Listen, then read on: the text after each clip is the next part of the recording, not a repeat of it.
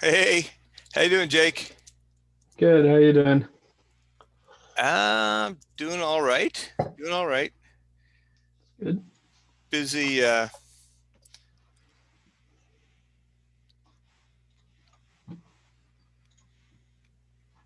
busy weekend. Yeah, I bet. I think. Did you get a chance to see some of the conference? Yeah, we watched on Sunday. Okay. It's there's video.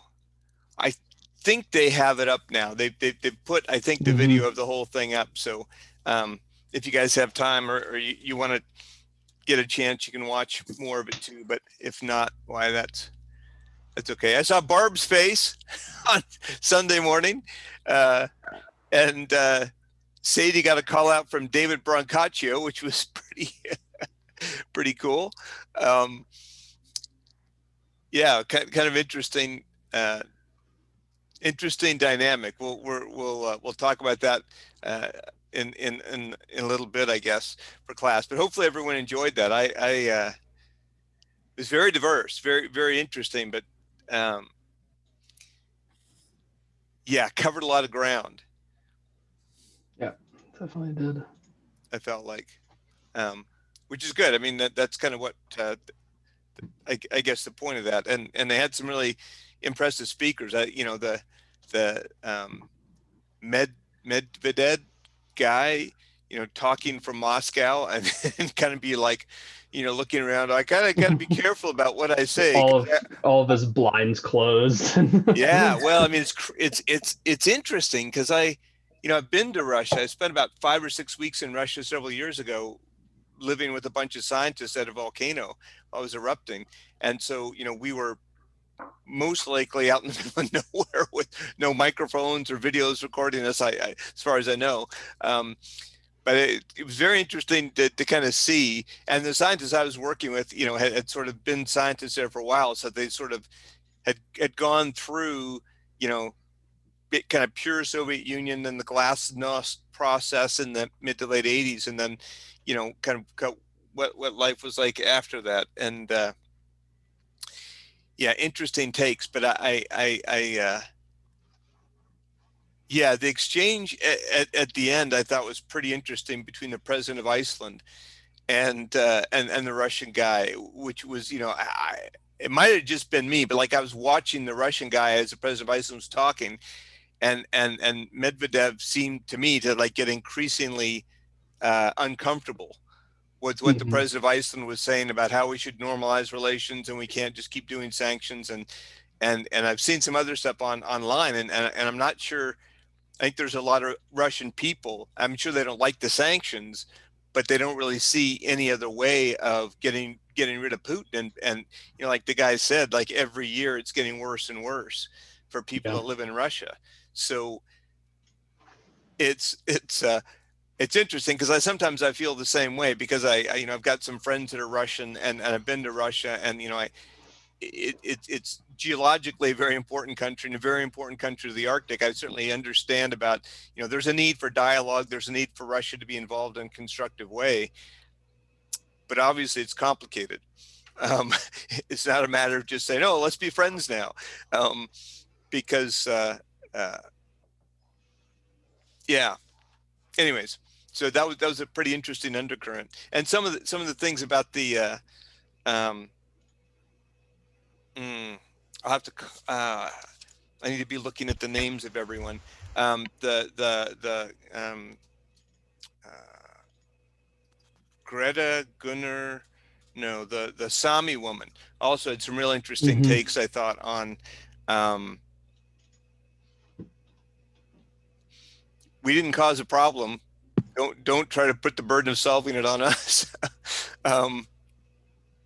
which is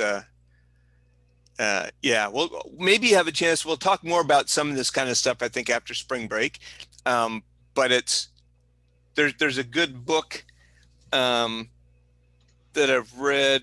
Is it on my shelf? Probably. It's called The Right to Be Cold, and it's if you're interested in sort of perspectives of indigenous peoples in the Arctic, it's a really good book to read. Um, she talks about that quite a lot as well, the author of that book. And of course, it goes way back, right? Because it's not just climate change melting the glaciers and the sea ice that the indigenous people, use in their life, but this has been happening for decades, where high concentrations of PCBs, even in mother's breast milk in the high Arctic. These people who aren't doing any of the pollution, they're not generating any of the chemicals, and yet the chemicals are basically going all over the planet and because some things tend to get concentrated in the Arctic because of air masses, they're actually getting more having more of a negative impact from the chemicals than people are, even in places closer, the chemicals are being produced and used. So sort of fascinating thing. Well, welcome everyone. Hopefully everyone is doing well and had an interesting weekend. I spent a lot of my weekend on Zoom. Hopefully you all got to see at least a bit of the conference. And if you missed or you want to see more, I do think they've got, I don't know if they emailed them to you. I think they emailed me links for the video for the entire conference. If there's sessions that you missed that you thought might be interesting, and obviously you can go in and sort of pick and choose a bit. I watched all the sessions and took a lot of notes, and a lot of this will be stuff that we will talk about, as I just was mentioning, more after spring break, sort of more the human impact on the Arctic, after we sort of finish our physical and biological exploration. So I sent out a plan for this week last night. I've got a glacier exercise up for you to do, that will start after some brief discussions this morning. It's all QGIS. I'm gonna you'll see I've sort of put you for this in your groups that are your working groups. So it's kind of another chance to explore QGIS amongst your fellow group members for the group project. And I do want to emphasize to people, because I know QGIS has been easy for some, not as easy for others. Depends on if you've got GIS experience, things like that. It's really like you're not going to get tested individually over your QGIS skills as part of the class. And not every member in every group has to do something GIS based, and certainly you don't have to do anything GIS based for your individual project if you don't want to. This is really more a way of exposing you to spatial analysis as a way of thinking through these group activities. So if you're struggling, there are several people I've done some one-on-one tutorials with, and I'm happy to keep doing that for some basics of QGIS. You'll see with the glacier exercise, I've introduced a couple new tools as well. I've tried to also include some menu screenshots in the document, so to help you sort of see what's going on, and hopefully that will be self-explanatory. But my plan is after a bit of discussion this morning, I'll just put you in discussion groups and let you guys work in your groups as this project. Again, you can turn in one document for the group if you want. You can do this individual if you want. Yeah, so I just wanted to say about QGIS. I mean, it's there for you to learn as much as you want, as little as you want. I'm certainly always happy to jump on and give people tutorials with anything, but I don't want it to be a barrier to anyone in this class. So if you're feeling that way, let me know, and we can either talk through it or whatever. But I think all the exercises we're doing in GIS, I'll try to do as group exercises. So hopefully there's always at least one or two people in the group that feel like they can sort of drive the machine as everyone's answering the questions. And I also got a chance to respond to people about their individual projects. I think I gave everyone comments on it. If you log into Moodle, I'm not sure from the student side what it does when I grade or make a comment on an assignment you've submitted. I don't know if you have to log back in and click on your assignment, or if it sends you an email that tells you that the assignment's been graded or there's comments. If I sent you comments that said, yes, you need to do this or that, but it looks good, then go ahead and make any adjustments I've suggested, or we can discuss them. But if I didn't ask you to make specific changes to your individual project proposal, then you're good to go. You just start working on it. You do need to make sure you sent me a timeline, for sure, like a specific timeline with specific due dates. But otherwise, yeah, we got like an exciting group of projects that span the range of papers to other activities that I think will be a lot of fun. So that's good. Okay. Any general questions? Okay, so I do need to take a minute, and I don't know how big, how broadly disseminated this information is, but I do.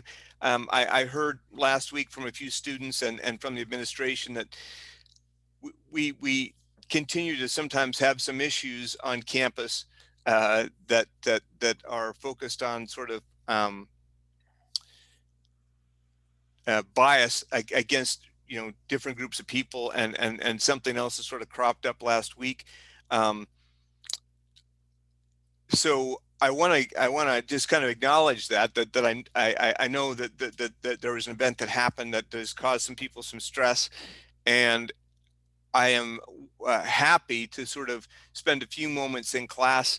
This is an important issue to me. I've been a posse mentor for 10 years, and that's really sort of changed my awareness of the struggles that some people, everyone has certain struggles, for sure, but that awareness has made me realize that it's important, even in classes that aren't specifically focused on politics or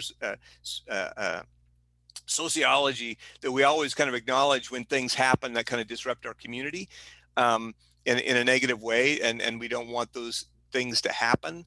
But when they do, it's important to be able to take a minute or two or longer if needed to let people sort of express their feelings and opinions. So I do want to take a couple of minutes, and I will say, even though I'd be doing this if we were taking my rock and mineral class, which really doesn't have much of a human component, this is actually an important issue as well that you would have maybe got if you watched parts of um, uh, the conference this weekend, where they actually had some indigenous people on, because certainly in the Arctic, this will be an issue we'll have to talk a little bit about after spring break in particular. There's still images of people in the Arctic. A lot of the early descriptions, people were viewed as sort of lesser because they were living differently than the Europeans that went to the Arctic. Some of that bias still exists today, and we have to do everything we can to never to let people have their own space and occupy their own space and not do anything that makes people feel bad about themselves or uncomfortable. So anyways, so I will stop talking for just a minute or two. If people would be more comfortable, I could, talking about this as a small group of people really want to for a few minutes, I can put people in breakout rooms if that's more comfortable. And or if anyone feels like they want to have a little bit of time in class to talk about this, you can. I guess the most anonymous way is, you can send an email directly to me in chat if you don't want to broadcast it to the whole class. But if anyone wants to take a few minutes to talk about this, I'm happy to either put you in smaller breakout rooms so it's a smaller group, or I'm also happy to have a brief chat about this in class.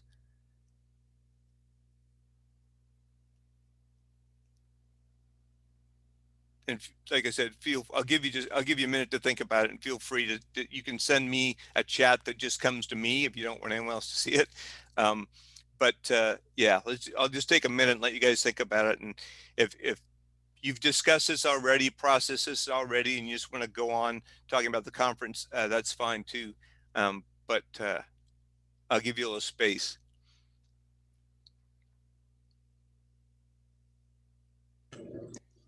Can I ask what happened? I don't really know the details. It was a video, I think, that was posted, and someone else jump in if you know more about it. And basically, it was anti-Semitic video that I don't know the history. I've heard different things from a few students. One student said it was a video that was made a couple of years ago, but has a Dickinson student in it, but it came to light last week. I don't know if that's right, or if the video was made last week or what. It was a Yeah, video. Yeah, it was an older made video. It was made over break, like in January, Okay. and it was And, yeah. discussing the like the Holocaust and whether and why it was good. Yeah, it was basically making jokes. And one of the other problems is that it was filmed in front of a Dickinson dorm hall. So, Yeah, it's filmed in Yeah. front of Dreyer, I think. mhm. Wow. Okay, well, that's obviously a pretty horrific thing. And we've actually had some pretty horrific attacks on a number of different groups of people in the time I've been at Dickinson like this. So, yeah, totally, obviously an inappropriate topic to talk about like that. And we definitely don't want Dickinson associated with any sort of attack on a group of people. So that's really unfortunate.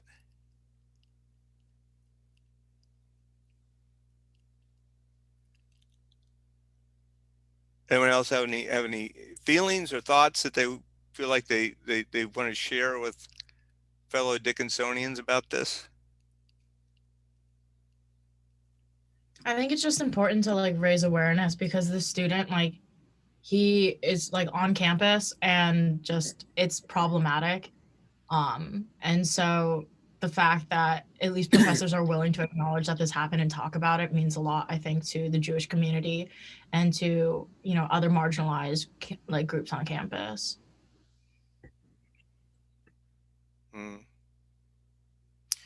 I will say one of the difficult things about this kind of situation,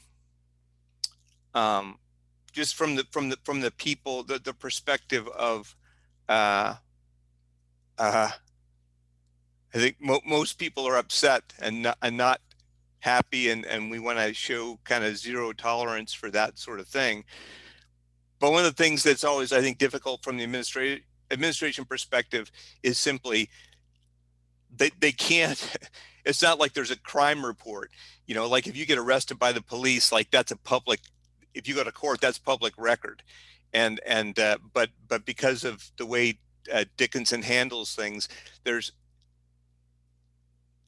they have to handle things. I don't know if they have to, but they do handle things in a way to, protect privacy. It sounds like many people know who this person is anyway.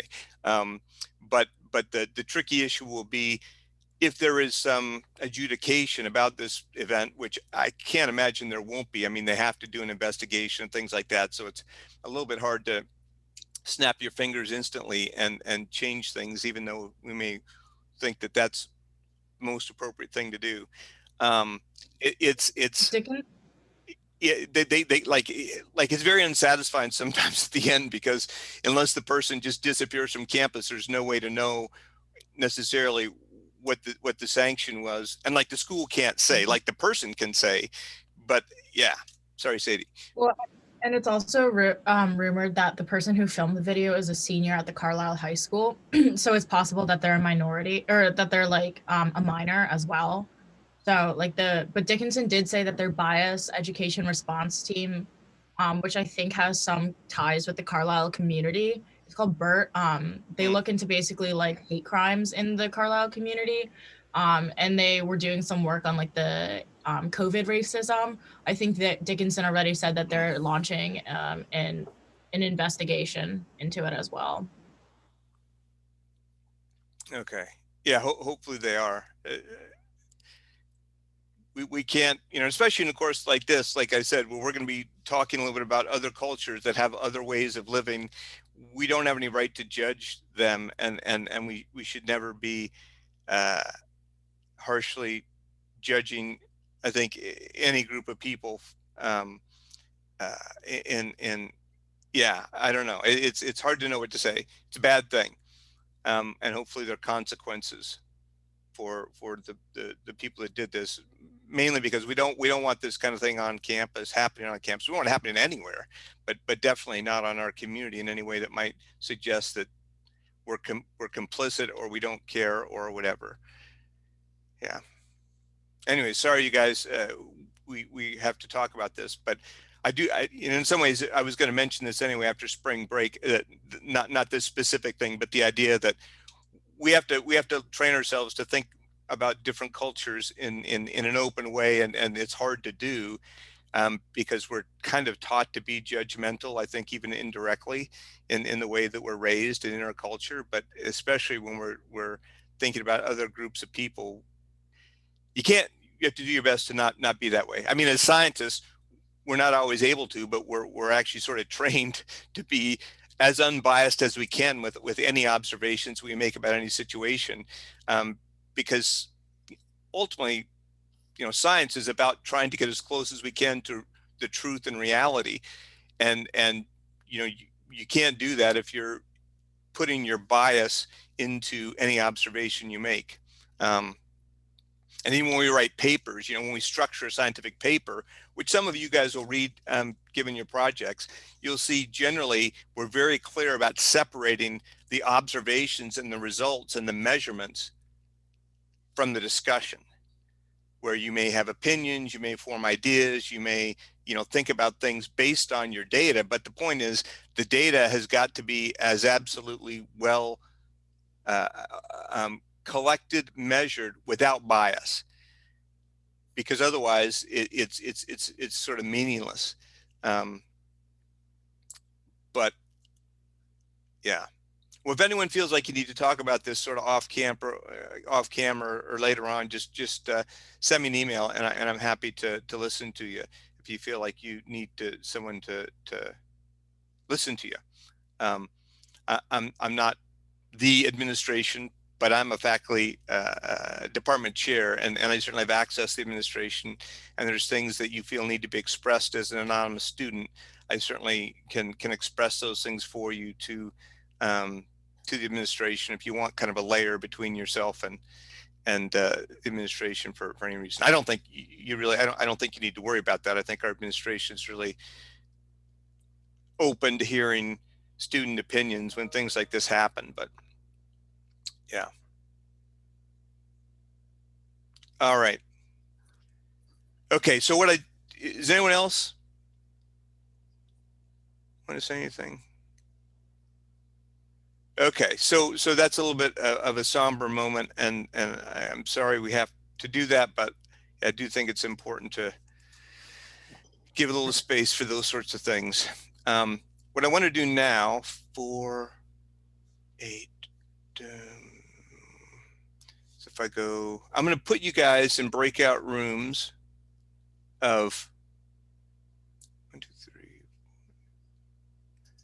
3. I think 6 breakout rooms will cover us. Is that right? 1, 2, 3, 4, 16, 18. Maybe I'll do 5 breakout rooms. And what I want you to do, I'm just going to give you 10 minutes or so. And what I want you to do is rehash a bit of the conference. It was a lot of time for me, and I appreciate you all taking time on your weekends. But hopefully you found parts of it interesting. And when we come back to the breakout rooms quickly, we'll just have each breakout room, you can designate one person to kind of report and just report on 1 or 2 things that people in your group thought, were kind of interesting takeaways from whatever sessions people saw. But I want to give you a chance in smaller groups to talk about it, because I think maybe that'll make it easier for everyone to participate in the discussion. So I think 9:20, maybe let's do a maximum of 10 minutes. And as soon as you're done, just send me a message in the chat. And if everyone's done after 5 minutes and ready to kind of come back and briefly talk about as a class, we'll move as quickly as you guys feel like you need to move. But yeah, take a few minutes and share with your classmates your thoughts and impressions of the conference, and then we'll come back as a class. Okay. All right, room should be open now.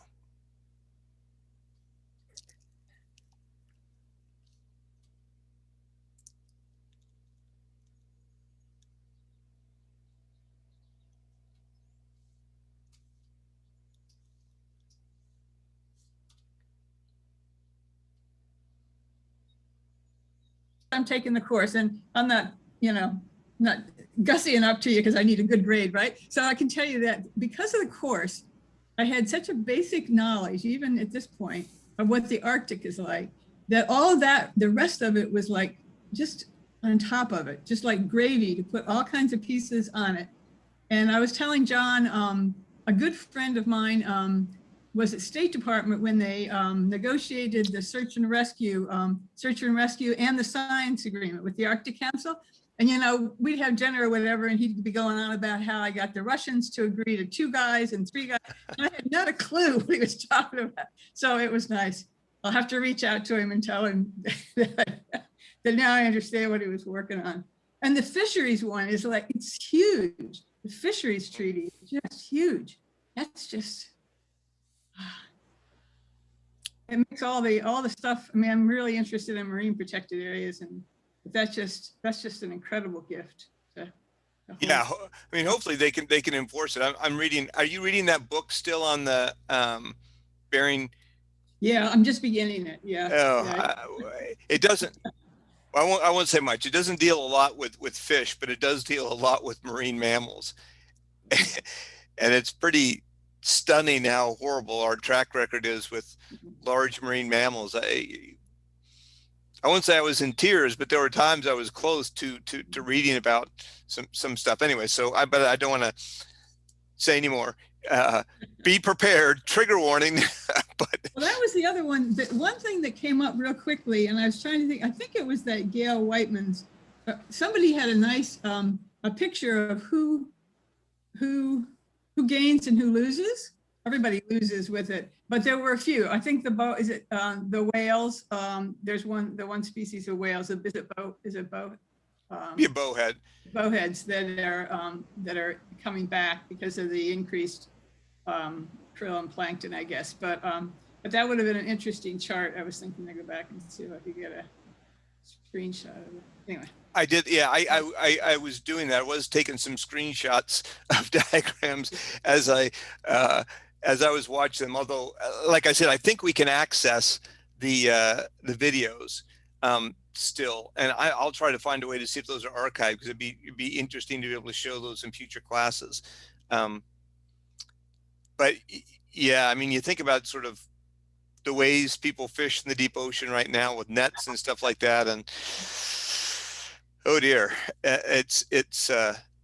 And I think he left state before. Yeah, because he was talking about. He said the stuff he was working on was the small potatoes. He said the big thing is the trawlers coming in and just sucking the fish out. And it was the first time I'd even thought about it. I didn't know anything about the warming and how much more accessible it was going to be. So, yeah.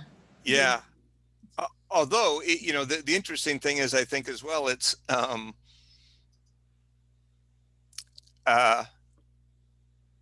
we do have the ability to control it.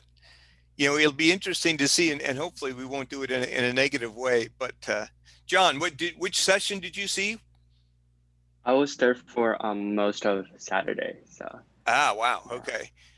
Yeah, Saturday was I found the session interesting on Sunday because it was a little bit more focused, and it got at sort of this tension that I think is fascinating about what we do with the biggest Arctic nation and sort of how to respond to them. But the Saturday was so diverse. Paul Majewski, who gave the second talk, is kind of got a connection. Dickinson has a connection with the University of Maine. Mainly through grad students, but also through some alums. We've got an alum couple who he went to University of Maine, she went to Dickinson, and so they're always trying to find ways to bring those two places together. And we've actually had several students go to University of Maine for graduate school,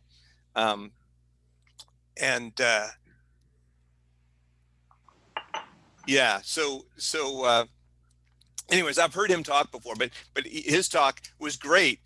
But it was like a 3-week class in 25 minutes. He went through some of the slides so fast and really covered the sort of the physical part of climate change in the cryosphere. But it was pretty rapid, even for me. Anyway, okay. So quick report out. I guess I still have the list of who's in what breakout room. So Jackie L. Yeah, it doesn't have to be you, but did you guys kind of appoint someone to speak out from your group? I think that also my Zoom has been so bad, I might be cutting out right now. You're good. Okay, because my screen's frozen. But I think Barbara mentioned wanting to talk in our group.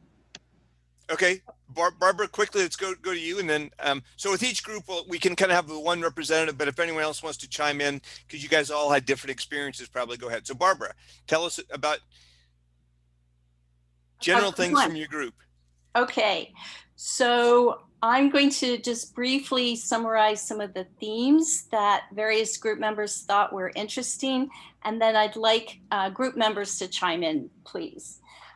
One of the themes we talked about is this tension between some groups, some people want cooperation in the Arctic, and other people see it as a place of power grabbing. And there's a lot of tension. Different speakers had very different points of view about what aspects of the Arctic lend themselves to cooperation when there's common need, like search and rescue.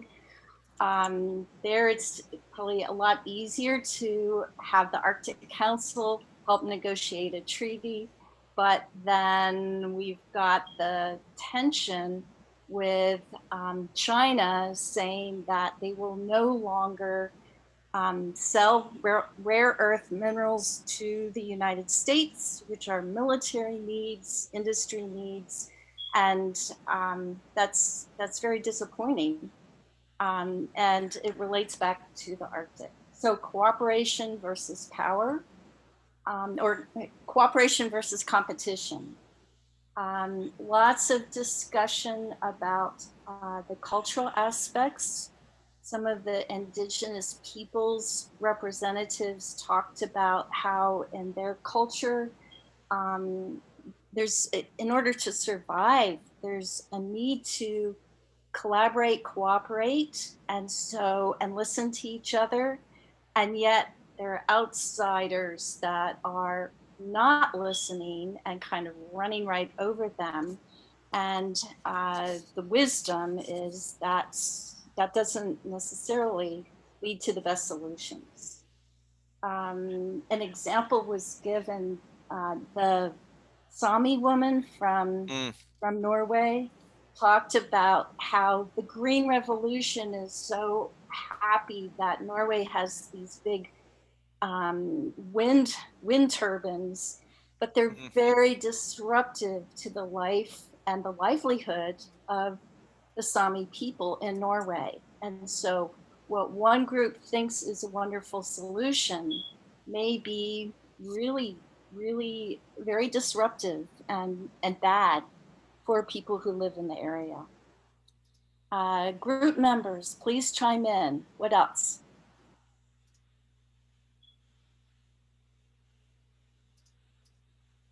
I think you really covered it all. Okay. Yeah. Okay, so let's go to another group. Room 2, which is Jake, Maddie, Z, Patrick, and Robert. Did you guys appoint someone to speak?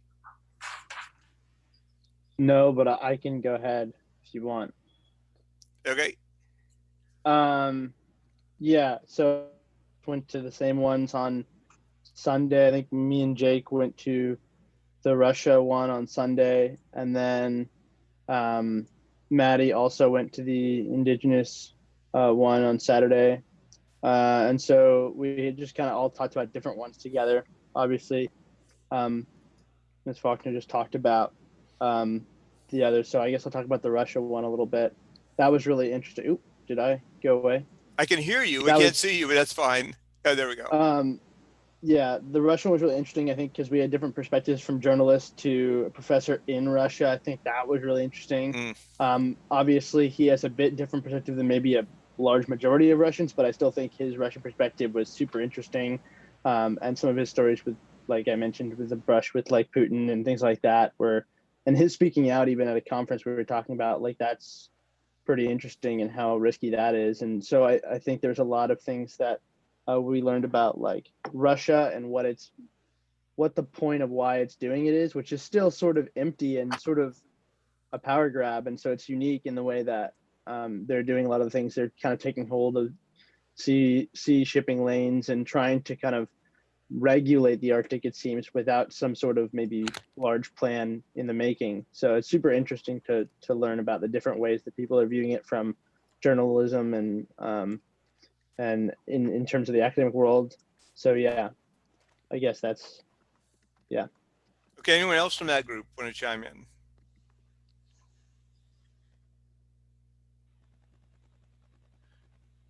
Okay, room 3 was, oh, sorry, go ahead, Jake.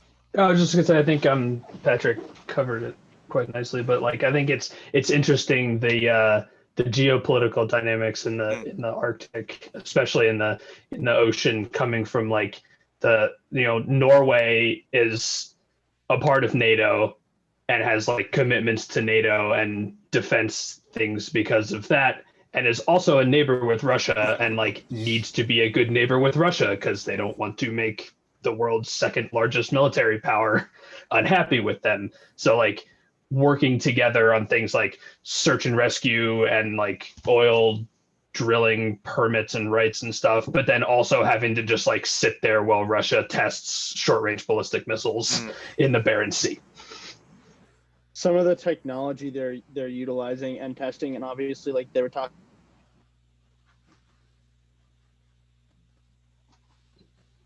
Patrick, you did cut out. Which is, can you hear me now? Yeah. Yeah. They were talking about how they were shutting down some of the lanes because of a totally legal international sort of testing of missiles. But in Svalbard, it's sort of, I don't know, you probably shouldn't be doing it, even if it's a legal thing. Well, it's the same. It's like the same game that the United States plays in like the South China Sea and in South Korea. Like we're doing legal military exercises, but the point of them is to kind of poke at North Korea and China and like make them a little bit unhappy about it. Yeah, I won't tell you today, but at some point I'll tell you my Russian missile story. Which happened in 2013, early 2013, just as some of the North Korea-U.S. relations were heating up. And I was in Kamchatka, which, if you look at a map, is very close to North Korea. So anyway, but not right now. Let's go on to room 4, John and Susan. Okay, yeah. So for both Susan and I, it was just a really interesting and inspiring opportunity to learn more about the Arctic, because both of us don't have a lot of background in the Arctic. And then so I was there for most of Saturday, and then Susan was there for some of Saturday and Sunday as well, I think. And just having like the basic knowledge from this course really helps us to really understand a lot more about what they're talking about, but also see how imminent a lot of the tensions are in the Arctic, and how from like, I think President Grimson said, like how the Arctic has become from the periphery of the world to be the epicenter of a lot of the changes and conflicts of this age. Yeah. Thank you, John. Susan, you want to add anything? Okay, so last room, Dylan, Jackie, and Matt. Jackie G.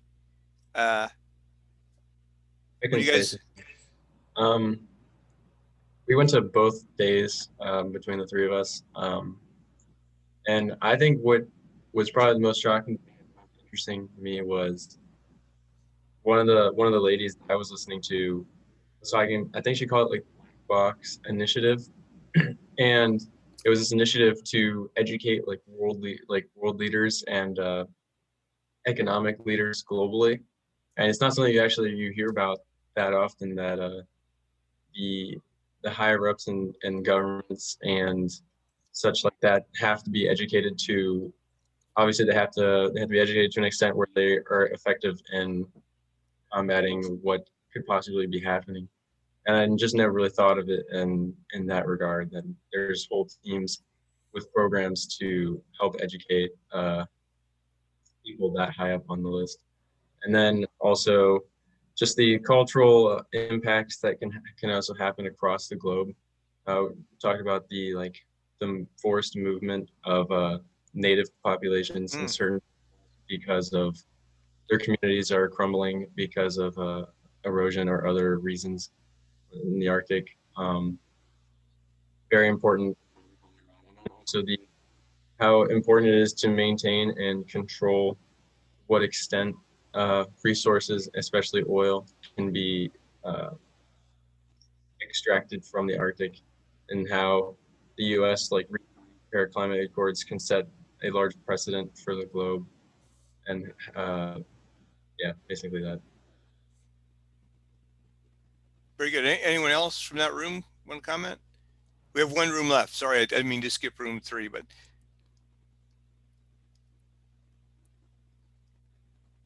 Okay, so room 3, Catherine, Sadie, and Veronica. Yeah, so I was like super excited because geopolitics in the Arctic is like my thing. And I actually wrote a paper on the European Union, and it's like legitimacy in the Arctic or not. So when I got my question answered from Norway, who is part of the EU, was like super exciting because it kind of just proved my paper that the EU doesn't belong according to like some countries. So that was like really funny to me. And my group, like, we definitely talked about Russia and Norway and like the right to self-determination for indigenous people, and kind of compared it to the way the Carlisle Indian School kind of has done this, because at the War College, I looked at Russia's plans for the Arctic, and so their plans technically are for 2020, and it's past 2020 and a lot of things haven't happened, but still one of the things was an education plan where they were going to take the indigenous people of the Arctic that were in the Russian territory, which Russia considers basically all the Arctic theirs. They were going to take the children and put them in formalized Russian schooling in the Arctic, which like Veronica and Catherine were kind of saying is sort of like what the Carlisle Indian School did. So and then hearing like the Sami Council talk was really important, because in the Arctic Council, they don't get the same type of leverage that an Arctic state does, simply because they're not a formalized physical country. So even though they have the Sami Parliamentary Council, they don't get the same weight in what they say, even though they're Europe's only indigenous group, which I think was so important that the Camden Conference gave them that space to talk. But yeah, everything people were saying about Russia is basically pretty accurate, because starting in 2008, they planted the Russian flag at the bottom of the Lomonosov Ridge. And the fact that like they were uncontested about that, it kind of gave them this idea then that they can just kind of go through the Arctic and do a lot of the things. And also the talking about how Trump tried to purchase Greenland was really interesting. Not only is it kind of funny, but it's actually a little sad though, because China has also tried to purchase Greenland indirectly rather than buying the entire country. They offered them enough funding to rework the entire infrastructure. And the thing about China is they consider themselves a near Arctic state. And so the only way they can be in the Arctic is through influence in European countries. And they've already funded a lot of Icelandic energy projects. So that's one of their ways into getting their they actually have a nuclear powered icebreaking ship. It's the only one in the world. And they run that out of Iceland because of the energy projects they've already funded there. But China basically offered Greenland and like enough money to rework their entire airport system and like infrastructure, which is one of the only ways to get out of Greenland. And it wasn't until like China made that offer that Denmark finally paid attention to Greenland, and with the US they made a counter offer. So just hearing the people talk about how like, oh, Denmark claims that we have like our right to self-determination and that they're willing to like help us gain independence eventually in the future. They don't pay attention to them unless another state actor is trying to basically influence them. So yeah. Yeah, and I can literally spend all day talking about this. I mean, I just mentioned the analogy with Cuba, right? I mean, you look at how the U.S. has treated Cuba since the 60s, and it wasn't that the Cubans did anything to us specifically. It's that they were going to let the Russians put a missile base there. And so you can imagine Greenland is very close to the East Coast of the United States. And so, with the U.S., I'm not, yeah,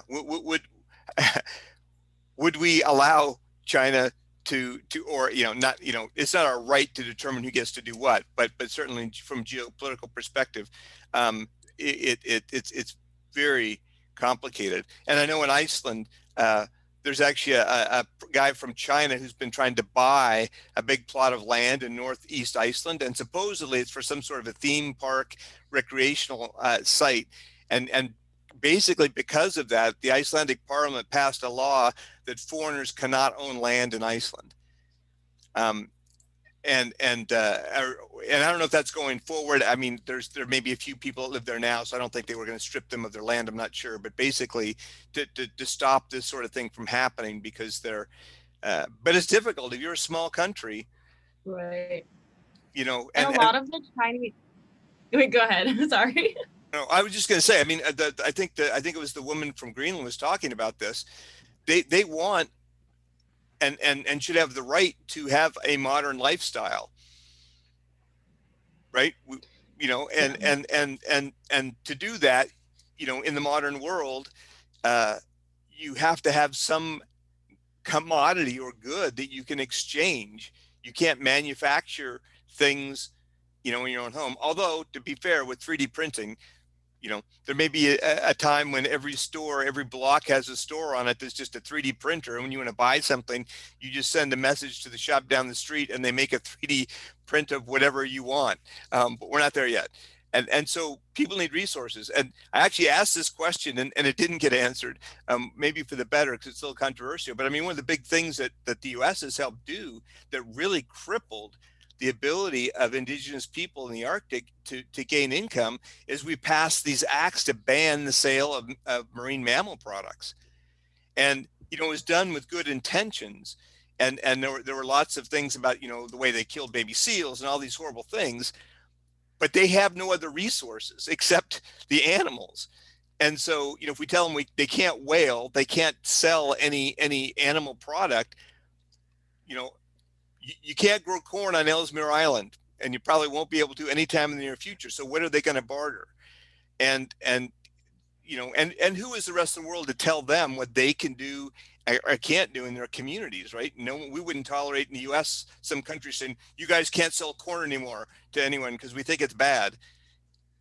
Yeah, but it's one of the reasons that it's one of the reasons why the EU isn't popular in the Arctic is because they ban Canadian seal products. And that's like a big infrastructure for the Inuit population. And so Canada has been pretty critical of the EU coming into the Arctic. And also like China, they have the second largest fleet of icebreakers. The US only has 2 or 3 last time I checked, whereas like China and Russia have easily over 100 combined.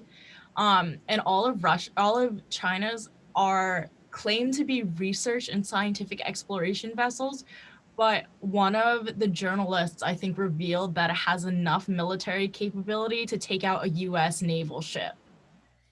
But it's like parading around the Arctic as a research design and like development ship. So it's kind of interesting to think about it that way as well. Yeah, so I'm going to postpone much more of the military stuff until after break. We're going to hopefully, after spring break, I've got a friend at the U.S. Army War College who's been doing some strategic research, and so we'll actually come back to this full bore. And I will also just point out, we'll talk a little bit about sea ice. I hope on Thursday. We definitely will get to it because it's important, but it's a whole other aspect that people didn't really talk about. One of the big problems with icebreakers is that you break up ice into things that we call leads. Leads naturally occur. Sea ice breaks up as it moves around. And you have especially Arctic whales, beluga whales, narwhals, and even walrus who actually exploit those leads. And they're used to, in the summer, as the sea ice breaks up, they migrate into these areas of ice because there's protection. One of the big ecological problems that may happen in the Arctic is orca whales are now starting to move further north, and they will absolutely take out any of the smaller whales, especially things like belugas and narwhals. And the protection that these 2 Arctic whales have had for a long time is they can go in and out of leads, they can go in the sea ice, and morphologically, they have no dorsal fins, in part because they live in the sea ice. orca whales have big dorsal fins, so it's a lot more difficult for them to migrate around in sea ice because they bang their fin on the ice. But what happens if you start sending icebreakers through the sea ice, you make artificial leads, and that whales then go in those leads. But if it's in the middle of January when your icebreaker is going through, those leads are going to close up, and so animals can actually get stuck. So there's lots of ecological problems. We'll talk more about ecology next week. But anyways, lots of good thoughts. Hopefully you guys enjoyed this. I certainly did, and hopefully you enjoyed the conference. Any final thought that anyone's desperate to share? Someone that we haven't heard from before we? No? Okay, so this is what we're going to do. The glacier assignment is online on Moodle. If you open it up, you'll see what group you're assigned to, and I hope I got it right. I'm pretty sure I assigned everyone to your research groups, so that you could. Did I not? Oh, did I make it random? Oh, I did make it random. Okay, I apologize. Maybe that would have been a better idea. So I guess this is an experience for you to explore ArcGIS or QGIS with someone that's not in your research group, since especially after spring break, you'll be spending lots of time with your research group. So look at the names, email each other. I will give you a little bit of class now, and then we'll basically take all of Thursday or as much as we need to work through this. So you can get started on it now, read through it. Between now and Thursday, make sure you've read through most of it. You don't have to get the answers, but just in case there's anything that's unclear, we can start Thursday with sort of a Q&A session about this assignment. Basically, the idea is to use this Q Greenland data set that's been put together by a research consortium. And they're doing this basically as outreach because a lot of these scientists, so if you look at the Word document at the very top, it lists, I think I got everyone on there, but it puts everyone in groups so you can see who your group is. It's kind of a chance for you to explore Greenland's glaciers. And while you're doing it, also learn a few new tools in QGIS, including this topo profile tool, which I know some of you have downloaded already, which I think is one of the cooler tools I've seen, especially for studying ice sheets, because it lets you actually look at what an ice sheet actually looks like in cross section using a bunch of different data sets. We will have a quiz on Thursday. We need to keep going with those. So the geographic spots that I had up from last week, those are the things you need to know for the quiz, plus the things that we've learned previous to that, right? And hopefully you got a sense from the conference as to why we're learning a little bit of geography of the Arctic, because when you listen to people talk about this place, Franz Josef Island or Svalbard or whatever, it's good for you to immediately know where that is, or at least have a general idea. So we won't have too many more of these quizzes, but we will start Thursday with the quiz, and then we'll go right into a quick Q&A if anyone has questions over the assignment, and then you'll have the rest of the day to work on the assignment.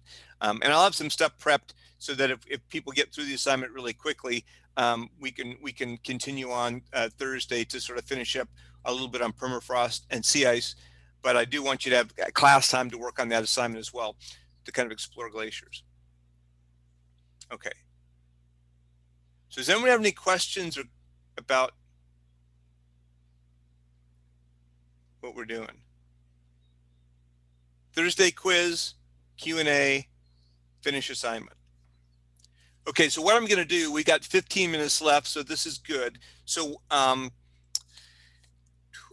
don't know what the best way for this, maybe it's going to take me, unfortunately, a minute to set this up, but I can, what I'll maybe do is for the last 15 minutes, I'm going to put you guys into the breakout rooms for your group, because that way you can talk through Zoom.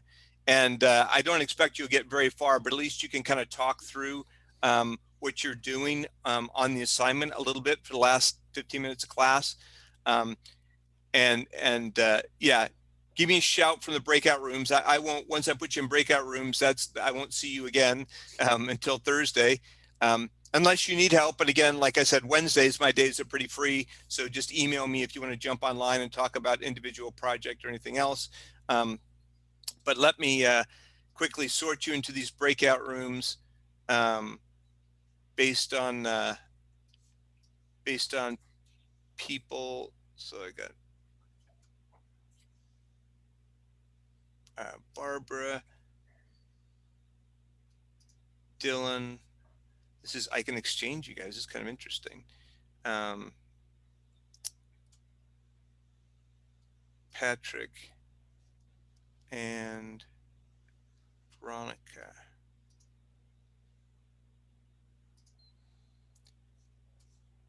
Okay, so that's room 1. Group 2 is Chase, Jake, good, Jackie G,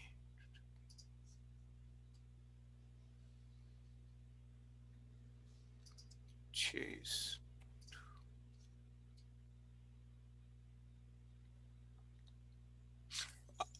Yeah, just for group 1, Alyssa will help out, but she couldn't be here today, so just make sure everyone knows that. So I think I've got Rob, Matt,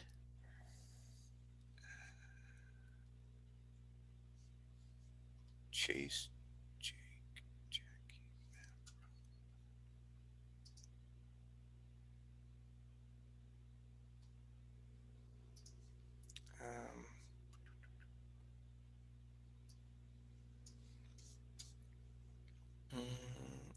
Maddie, Sadie, Catherine, John.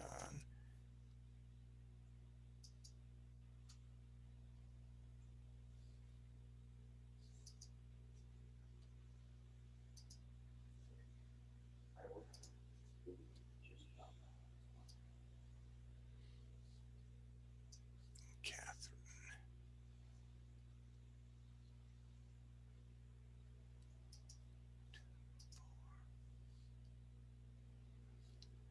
John.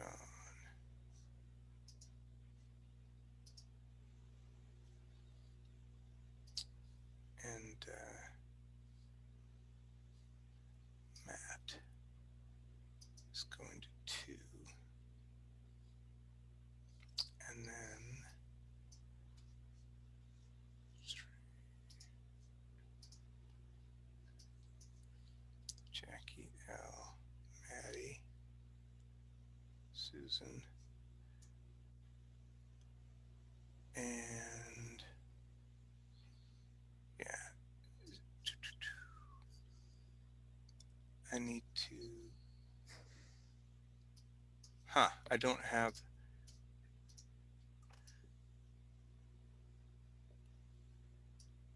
I'll have to assign Sammy separately. Okay, so I think I got this right. I'll go ahead and open the rooms. You guys go ahead and, like I said, you got about 10 or 12 minutes. You can start looking through the document. You can split things up if you want, but make sure everyone knows how to use the new tools. And this doesn't mean you can't ask me questions. So if you have questions about anything, go ahead and email or send a chat. Otherwise, I'll see you guys on Thursday.